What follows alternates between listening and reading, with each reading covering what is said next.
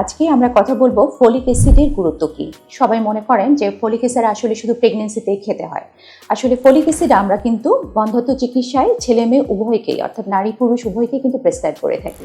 এই প্রেসক্রাইব করতে গিয়ে আমরা অনেক সময় কিন্তু একটি প্রশ্নের সম্মুখীন হই, যেমন অনেক সময় পেশেন্টরা আমাদেরকে বলে, ম্যাডাম ফলিক অ্যাসিড কেন দিলেন, এটা তো আসলে প্রেগনেন্সিতে খেতে হয়, আমি ফলিক অ্যাসিড খেয়ে কী করব?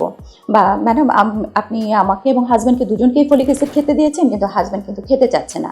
এই যে আমরা প্রেসক্রিপশন করার পরও যে পুরুষরা নিতে চাচ্ছে না বা হাজব্যান্ডরা নিতে চাচ্ছে না বা ওয়াইফরা বিভিন্ন কোশ্চেন করছেন, তো আজকে আমরা এই বিষয়টা নিয়ে কথা বলবো যে বন্ধ্যত্ব চিকিৎসায় আসলে ফলিক অ্যাসিডের গুরুত্ব কী, ফলিক অ্যাসিড খাওয়াটা কেন প্রয়োজন বা আমরা কতটুকু ফলিক অ্যাসিড আসলে দৈনিক বা প্রতিদিন আমাদের খাওয়া উচিত। তো ফলিক অ্যাসিডটা কী? ফলিক অ্যাসিড হচ্ছে ভিটামিন B9।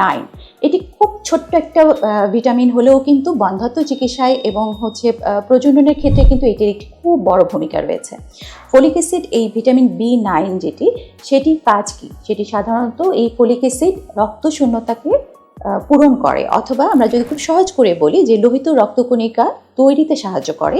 আরেকটি খুব ইম্পর্টেন্ট কাজ হচ্ছে, সেটা হচ্ছে ডিএনএ সিনথেসিস করে এবং হচ্ছে সেল ডিভিশনে সাহায্য করে। এই যে সেল ডিভিশন বা কোষ বিভাজনে সাহায্য করে এবং ডিএনএ সিনথেসিসে কাজ করে, এটি কিন্তু খুবই ইম্পর্টেন্ট বন্ধ্যত্ব চিকিৎসার ক্ষেত্রে। মেয়েদের ক্ষেত্রে ফলিক অ্যাসিড কেন প্রয়োজন? ফলিক অ্যাসিড আমরা যদি দেই তাহলে মেয়েটির ডিম্বাণুর কোয়ালিটিটা ভালো হবে, ওসাইটের যে ডিএনএ থাকবে সেইটির কোয়ালিটিটা ভালো হবে এবং ডিম্বাণুর ম্যাচুরেশন, ওসাইট ম্যাচুরেশনটা ভালো হবে। সেক্ষেত্রে ওভুলেশনটাও খুব সুন্দরভাবে হয়।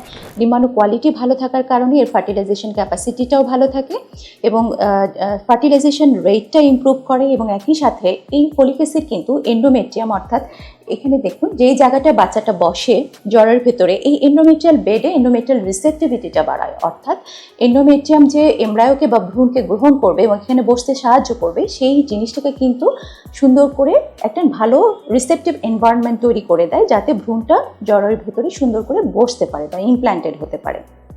এবং একই সাথে যে ডিএনএ, ওসাইটের ডিএনএ কন্টেন্টটা ভালো থাকে, ইন্টিগ্রিটিটা ভালো থাকে, এজন্য কিন্তু মিসক্যারেজ রেট কম হয় বা অ্যাবনর্মাল ভ্রূণ হওয়ার বা এমব্রায়ো হওয়ার রেটটা কিন্তু অনেক কমে যায়।